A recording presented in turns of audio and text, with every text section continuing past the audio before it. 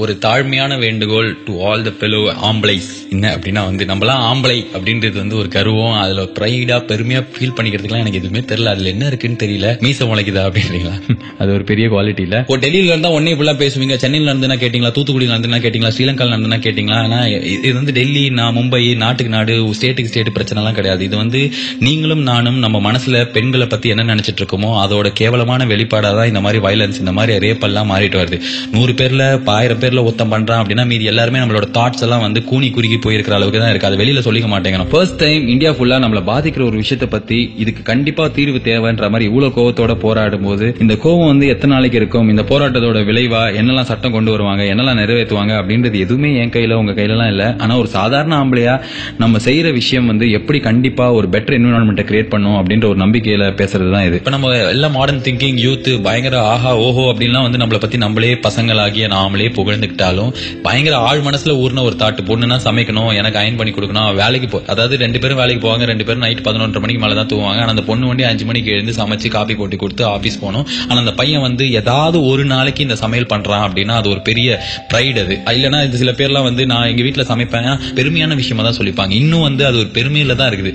ஏன்னா அது ஒரு சாதாரண விஷயம். அவங்க என்னைக்காவது ஒரு நாளைக்கு போயிட்டு டெய்லி நான் சமைக்கிறேன், டெய்லி என் புருஷனுக்கு அயன் பண்ணி கொடுக்குறேன், டெய்லி குழந்தைங்களை ஸ்கூலுக்கு அனுப்புறேன்லாம் யாருமே பெருமையா சொன்னது கிடையாது. ஏன்னா அவங்கள பொறுத்த வரைக்கும் அது வே ஆஃப் லிவிங்கா நம்ம தலையில திணிச்சு வச்சு யாராவது ஒருத்தர் தைரியமா போயிட்டு இன்னைக்கு என் வீட்டு வேலை எல்லாத்தையும் நான் செய்வேன், எனக்கு அதுல அசிங்கமே கிடையாது, நானும் வேலைக்கு போறேன் அவளும் வேலைக்கு போறான்னு நம்ம சொல்லிருக்கோமா? ஒரு கார்பரேட் ஆபீஸ்ல போயிட்டு ஏதோ ஒரு 100 பேர் 200 பேர் இருக்கிற இடத்துல அங்க ஒரு 4 பொண்ணுங்க சிகரெட் பிடிச்சிட்டு இருக்கு அப்படின்னா அந்த சிகரெட் பிடிக்கிற பெண்களை பார்த்து என்ன கமெண்ட் அடிக்கிறோம், பப்ல ராத்திரியில பாக்குற ஒரு பொண்ணை பார்த்து நம்ம என்ன கமெண்ட் அடிக்கிறோம் எல்லாமே நம்மளுக்கு தெரியும். இதெல்லாம் ரொம்ப கேவலமான விஷயம் தானே. இதுல ஆம்பளை பொம்பளை என்ன இருக்கு? இதுல நம்ம எப்படி பயங்கர மாடர்ன் தாட் ஆயிட்டோம். ஒரு பொண்ணு நம்ம கூட வந்து பப்புக்கு வரா அப்படின்னா அவ நல்லவ, வேற யார் கூட வந்து அவ கெட்டவ. அதே மாதிரி குடிக்கிறது சிகரெட் பிடிக்கிறதுலாம் யார் பண்ணாலும் அது தப்பு தான், யார் பண்ணாலும் அவங்களுக்கு அது உடம்பு அஃபெக்ட் தான் ஆக போகுது. சோ யாருமே குடிக்கூடாது, யாருமே சிகரெட் பிடிக்கக்கூடாது, நீங்க ஏதாவது ஒரு ஸ்டாண்ட் எடுத்தீங்கன்னா அது நியாயம். பசங்க குடிக்கலாம், பசங்க சிகரெட் பிடிக்கலாம், பொண்ணுங்க அதை பண்ணக்கூடாது.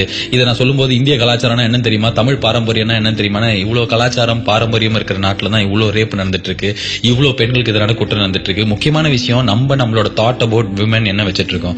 இன்னைக்கும் வந்து ஏதாவது ஒரு வைஃப் சமைக்கல அப்படின்னா வந்து அது 4 சொந்தக்காரங்க முன்னாடி ஃப்ரெண்ட்ஸ் முன்னாடி புருஷன் கிண்டல் பண்றது நடந்துட்டு தான் இருக்கு. பொண்ணுங்க இப்படி ட்ரெஸ் பண்றதுனால தான் இந்த மாதிரி பாதி விஷயம் பெண்களுக்கு எதிரான ஈவ் டீசிங் வயலன்ஸ் எல்லாம் நடக்குது. என்ன இது எவ்வளவு கேவலமான விஷயம். ஒரு மினிஸ்டரோ எம்எல்ஏவோ பொலிட்டிஷியன் யாரோ ஒருத்தர் சொல்லிருக்காரு ஸ்கூல்ல குழந்தைங்க பொண்ணுங்க எல்லாம் போடுற அந்த ஸ்கர்ட்டை வந்து பேன் பண்ணும், அவங்களை வந்து அந்த மாதிரி யூனிஃபார்ம் போட. என்னது இது பைத்தியகாரத்தனமா இருக்கு அப்படின்னு பார்த்தா ஒரு 3 வயசு குழந்தை 60 வயசு பாட்டி எல்லாம் ரேப் பண்ணிருக்காங்க. அவங்கள என்ன ட்ரெஸ் பண்ணி அவங்களோட ட்ரெஸ் சரியில்லாம அது மாதிரி நடந்தது.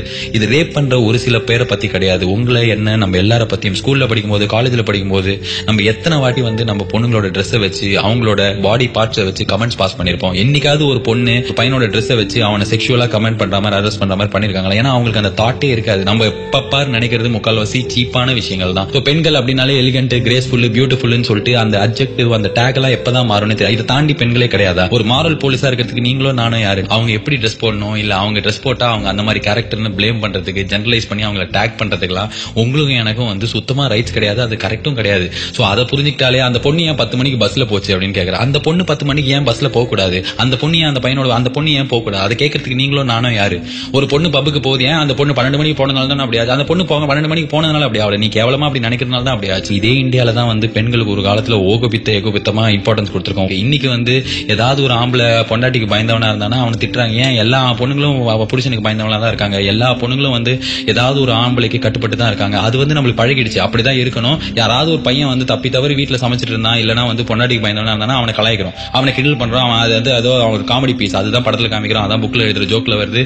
அதுல என்ன அசிங்கம் இருக்கு, என்ன தப்பு இருக்கு? அன்னைக்கு நான் வந்து இதை பத்தி பேசினதுக்கு ட்விட்டர்லயோ கொட்டர்லயோ ஏதோ போட்டதுக்கு ஒருத்தன் சொல்றான் men should be men, women should be women, இதுதான் that will solve all the problem. என்ன women should be womenனா என்னது? பெண்களுக்கு எதுக்கு நம்ம எதுக்கு டெஃபினிஷன் கொடுக்கணும்? அவங்க இப்படிதான் இருக்கணும் அப்படின்னு ஜெனரலைஸ் பண்றதுக்கோ இல்ல சொல்றதுக்கோ நீங்களோ நானோ யாரு? இது கண்டிப்பா இது கம்ப்ளீட்லி ஆம்பளைங்களுக்கு ஒண்டிதான். இவ்வளவு பேசுறியே நீ என்ன கிழிச்சனா? நான் வந்து என் வீட்டுல வேலை செய்யறது, எங்க வீட்டுல வந்து தர துடைக்கிறது, இல்ல என் பையனை வந்து குளிப்பாட்டி ஸ்கூலுக்கு அனுப்புறது, இதெல்லாம் எனக்கு அசிங்கமாவே இல்ல. சமையல் பண்ணனா அது வந்து பெருமையா சொல்ல வேண்டிய அவசியமும் கிடையாது. ஏன்னா இது பார்ட் ஆஃப் மை லைஃப். என்னோட பையன் நாளைக்கு வளர்ந்து பெரிய ஆள் ஆகும்போது அவனுக்கு பொண்ணுன்னா வந்து உனக்கு கீழே உனக்கு வேலை செய்யறதுக்கு ஒரு ஆளு, நீ ஸ்கூலுக்கு போனா உனக்கு அம்மா தான் ட்ரெஸ் போட்டு விடணும். எனக்கு என் குழந்தைக்கு நான் வந்து பாத்ரூம் கழுவி விடுவேன், என் குழந்தைய நான் ஸ்கூலுக்கு அனுப்பிச்சு வைப்பேன், என் குழந்தைக்கு நான் சாப்பாடு கொடுப்பேன்.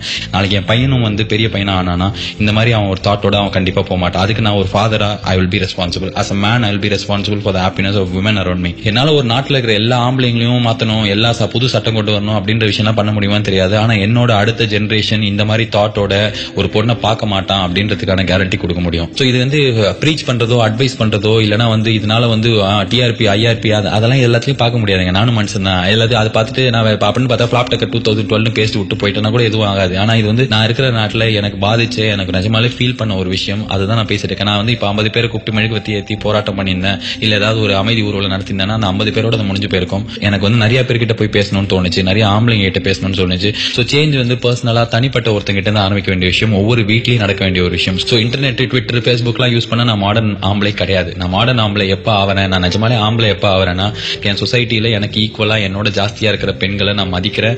அவங்களுக்கு இதுதான் ரோல் அப்படின்னு சொல்லிட்டு நான் டிஃபைன் பண்ணல. அவங்க வேலை செய்யறாங்கன்னா நானும் அதே வேலையை செய்யறேன். எனக்கு கக்கூஸ் கழுவுறது கூட அசிங்கம் கிடையாது. ஏன்னா என் வீட்டு கக்கூஸை தான் நான் கழுவுறேன். சோ ஏதோ தோணிச்சு பேசிட்டேன், இது ஸ்கிரிப்ட் எல்லாம் கிடையாது. I wish you